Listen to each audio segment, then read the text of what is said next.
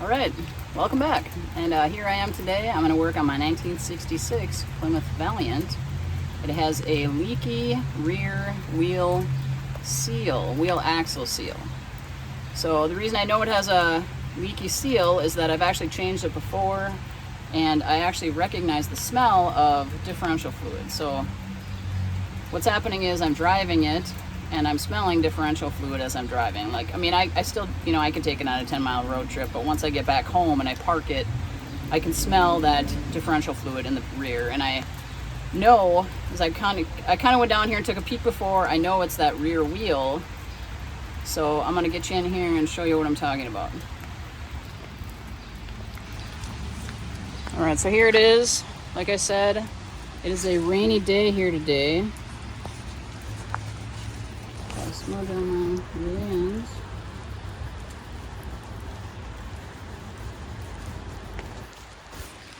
Does that look better? Okay.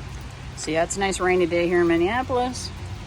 But you only have so many days off, so you gotta get stuff done. This rear wheel, I have changed that axle seal before. So when I take that wheel off, there's gonna be an axle obviously in there. This is a rear wheel drive car. There is a seal. There's seals on both sides. This seal, I changed them both before, but I believe this seal is leaking. The reason I know it is leaking is because I've been down here looking before, and I'm gonna lay on this wet ground. But you can see on the drum, on the back of the drum, that is really wet. If I can get you in there closer. You see how wet that is? That is leaking differential fluid that's coming out of that seal. So I'm gonna pull that tire off, pull the axle out, and figure out what's going on in there.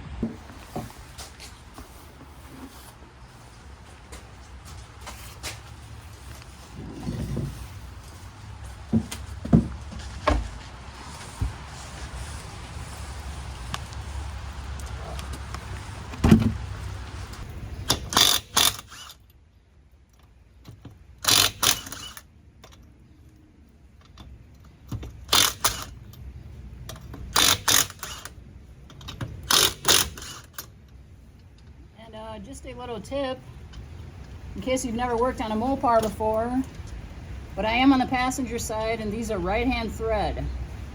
If I was on the driver's side, you want to check and make sure they are not left-hand thread.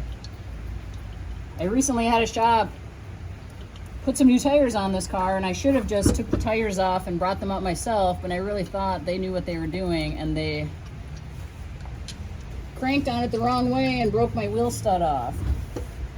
And then afterward, they tried to say, oh, it wasn't our fault. Like, you got an old car. All right, so I have had this Plymouth Valiant for, it's been quite a while now, probably like 8 or 9 years. I've had it a while. Like I said, I have been in here and I did change these before.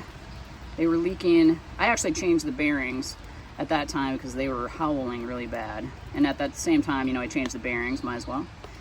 So I have not been into these back brakes. I mean, they work. There's no reason for me to kind of go in there. But you can tell, looking at this drum, just how wet it is. So either I have a leaky rear wheel cylinder, which I know that's not the case because I actually have a single pot master cylinder. And if I had a leaky cylinder here, I would have no brakes on any corner because it's just, I don't have dual. It's not a dual master cylinder, is a single pot. So let me pull this off and we'll see what's in here.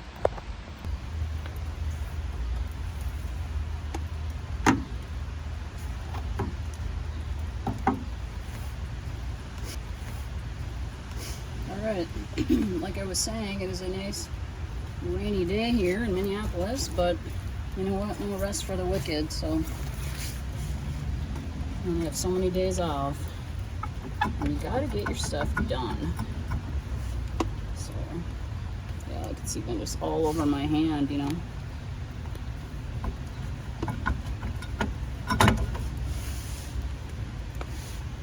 Alright. But yeah, I can just smell it. And if you've ever worked on a differential before, you recognize that smell of differential fluid.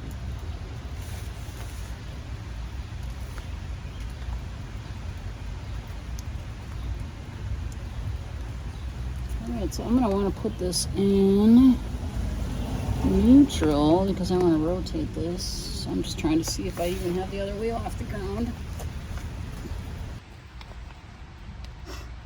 Alright, so yeah, see all that wetness?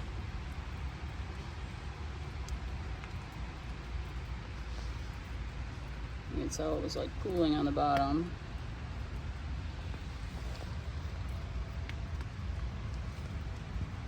Yeah, you can actually see it even just, get my flashlight. Oh yeah, look at that. You can see it just pooling. Yeah. All this in here.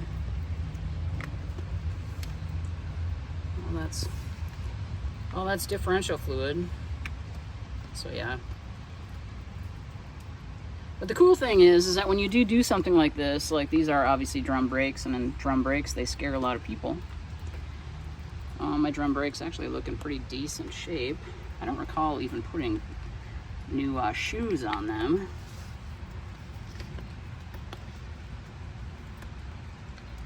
But anyway, it looks like I got a little bit of life left in them. One other thing that I was noticing when I was doing this was that I would be driving and this back brake would actually lock up. And I think it's because I had this differential fluid was getting in the drum or something, and getting in between the shoes and the drum. And yeah, so anyway, it's actually not too hard to pull this axle out. So if I get my flashlight again, I can get my flashlight out of the way so you can see.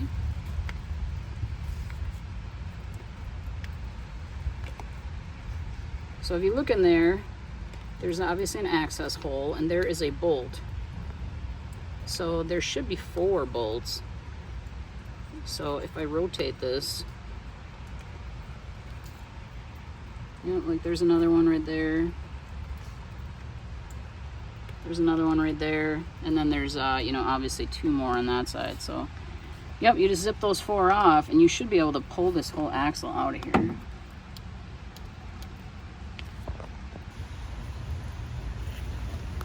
All right, so I'll run in the house, get some tools. But yeah, like I was saying, I don't even know if I mentioned it, but I'll mention it. You shouldn't have to take any of this drum brake assembly apart. I should be able to just get a socket in there and remove those 4 bolts and then pull this axle right out of there.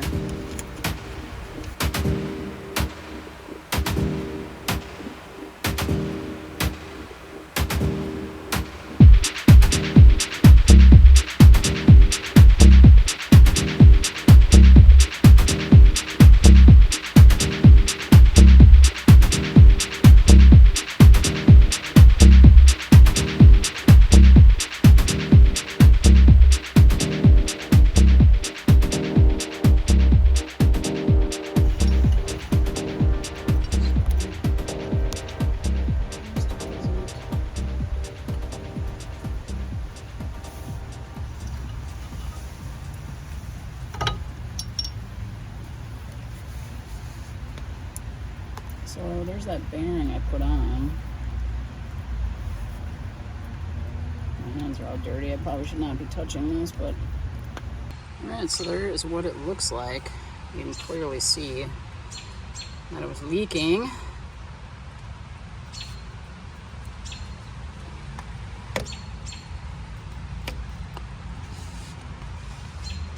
It was leaking all over and just gushing out of there.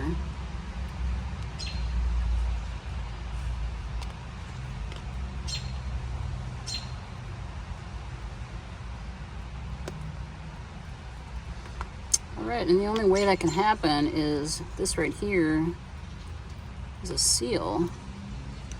So there's kind of a rubber edge. The axle rides along this rubber edge. So either I had the wrong seal in here, or I don't know, for some reason it's just leaking right by that. So let me pull that seal out of there and we'll get a look. Alright, here we are. I got the old seal out. I I wish I could say it was easy. It was not, and I do not have the correct tools to get it out. So I just kept chiseling away, and then I was able to grab it with the vice grips and pull it out. It does not look pretty. So, still pouring here. But yeah, that's what it looked like when I did get it out. Anyway, one thing I was noticing though is that these, when I did get these before and I put them in, I got them off eBay, and they were some vintage units that I got. And now that I'm looking closer at it, that's leather. That is totally leather. So the seal part of it is leather, so that's kind of cool. So I don't know. I don't know. I really don't. I don't know why it failed. I don't know. Was it because it was leather? I don't know. I would think maybe it would last forever if it was leather. I actually don't know. Alright, so the one that I got, I'm hoping is the right size. I think I don't even know where I got this. I think it's been sitting on my shelf. I've been meaning to do this, you know, just like anything, for 6 months or a year or 2 years. No, it hasn't been that long. It's probably been sitting there a year. I've been meaning to do this for a year. Anyway, I'm on it now. That's what matters. So this is the one I got. It actually does look a lot smaller. I mean, diameter-wise, it looks comparable. It looks thinner, though.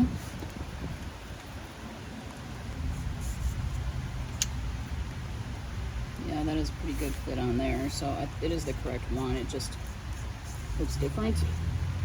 All right.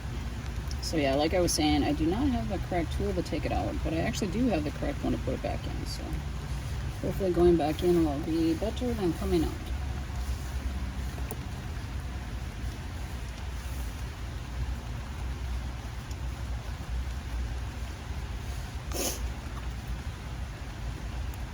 And I don't know if you're supposed to do this, but I always put a little bit of RTV just on the outside.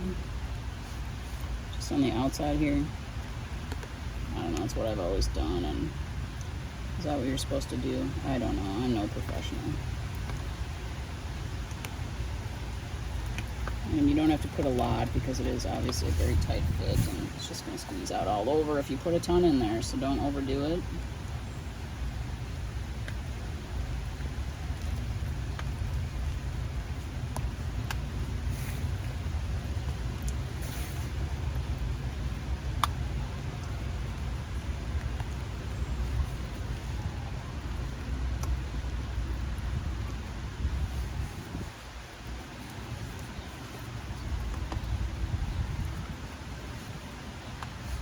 So I do live in the city, and in the distance, all I hear are, you know, it is a Saturday night, I suppose, in the city, but man, all I hear is like sirens going off. So I don't know it is raining pretty hard, so I don't know, hopefully no one got in a wreck, or someone's just out tearing it up because, you know, it's Saturday night in the city, so you can probably hear that in the background.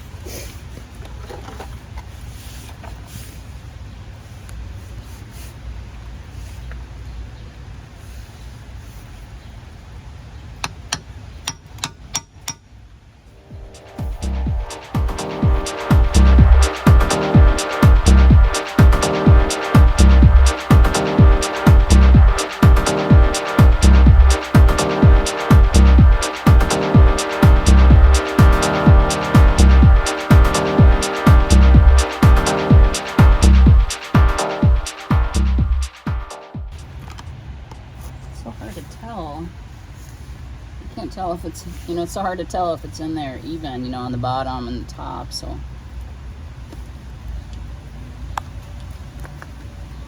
there is like kind of a lip right behind it, so actually I'm gonna hit it a little more on the top.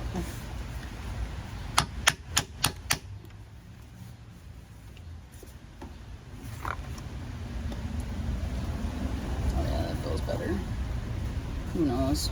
I don't know. Is it in there straight? It appears so. Alright, so I'm just going to go ahead now, and I'm just going to, while I'm in here, I'm going to clean up all this. Actually, no, I'll put the axle back on. I'm going to put the axle back on, and then I'm going to go ahead and clean all that up, I suppose, because I probably don't want to be spraying like brake clean down the axle tube there.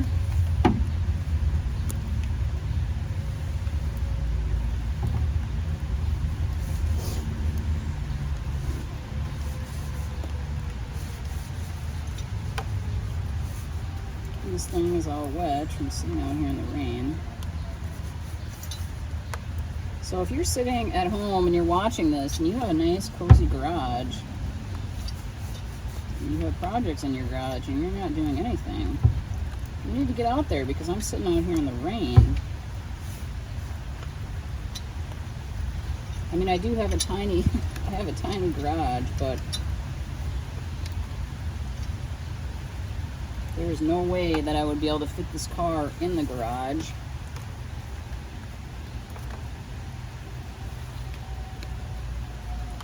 And then also do this project. Okay, so one more thing I should mention, if you didn't already notice, that's splined right there. That's a splined end. So when you put this in, make sure you have those splines engaged. Like if you put it in and you're like, oh shit, you know, it won't go any farther, or, you know, like, there you go. See, yeah, I kind of had to wiggle it back and forth. You know what I mean? Just make sure that you have that engaged all the way. Oh, and then in my case, make sure you're paying attention. Like my plate that I took off, there's a plate, you know, those nuts I took off, they're held on by this plate. The spacing on the bolt holes is different from top to bottom, so.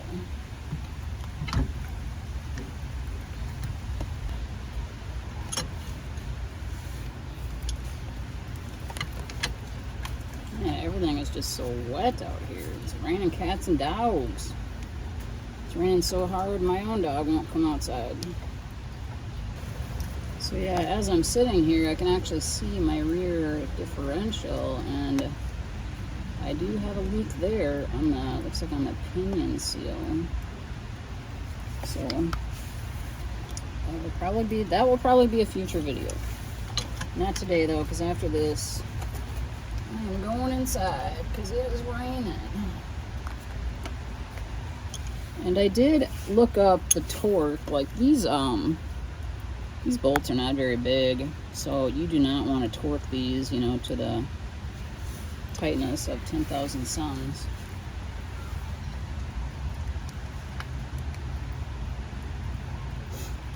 So look up the torque spec if you know, your torque spec might be different than mine. But this is a 1966 Mopar, like A body, and I looked in my book. It was a Plymouth Valiant, and it is 35 foot-pounds. So if you're working on a A body as well, like a Barracuda or a Dart or a Valiant, yours probably, and I just have a little baby.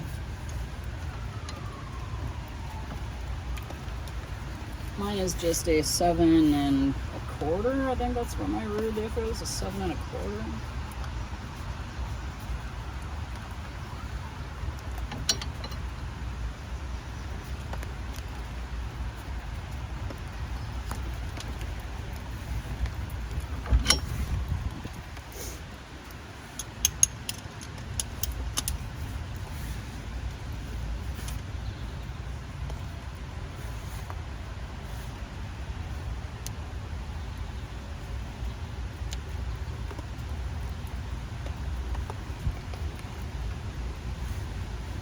Alright, so I'm setting my torque wrench. I don't have my glasses on. And I'm old, so I think that says 35. Can you tell me, does that say 35? Is that 35?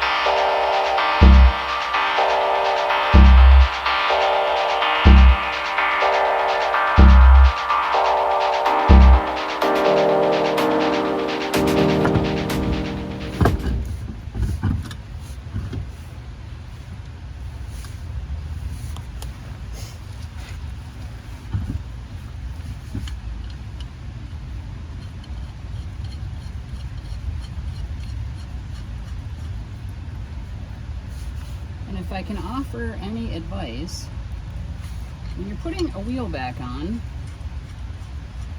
make sure that you take it seriously. I mean, I know plenty of people do plenty of work, you know, and then they just throw the wheels on and, you know, head on down the road. And I was one of those people at one point in my life, until I had been working on my Jeep. I have a Jeep Wrangler that I've had since it was pretty much brand new, but sadly it's not new anymore. It's 25 years old. And I was working on it. I had it in the garage for an extended period of time. I was very excited to get it back on the road after I'd fixed it. And I just went ahead and quickly threw the wheels on. And these are like, you know, the wheels on my Jeep are 31-inch wheels. And yeah, I did not tighten the lug nuts all the way. I must have just tightened them like by hand, you know, or something like I'm doing right now. And then I just spaced it, you know, I was so excited, other things on my mind. And I was driving home from work. I'd actually driven it to work, and I work about 25 miles from where I live. I was driving home from work, and I was on the highway, and all of a sudden, I started to feel like a vibration. And at first I thought, uh-oh, you know, shoot, I almost pulled over, you know, because I was like, something's not right. But then it went away. You know, I'm on the highway probably going 65. And then I continued about 2 or 3 more miles. I got to my exit, I got off the highway, and I went to turn left. I got to the top of the exit, and I went to turn left, and my left front tire came off. So yeah, that vibration that I felt was the tire, was the lug nuts falling off. And I'm sure that, you know, the vibration, at one point I only had 1 lug nut on there, and yeah, it can happen to you, okay? Just when you think it can never happen to you, it can happen to you.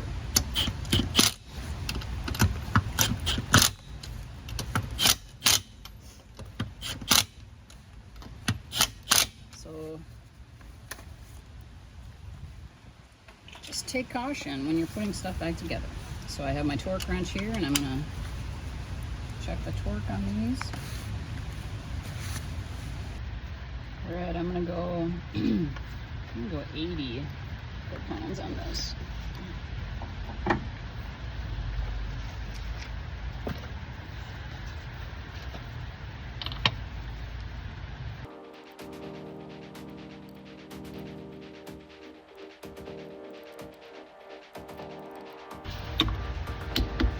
All right, and that's all you do. And then, yeah. I'm gonna go ahead and drive it, and then I'm gonna check back, you know, tomorrow, the next day after that, to make sure that that seal is not leaking. And I actually probably will follow up and check that rear differential. If this had been leaking, that could be low, but I doubt. I mean, it would have to be leaking a lot for that to actually, for the volume of that to go down substantially. All right, there you go. Hope that helps somebody.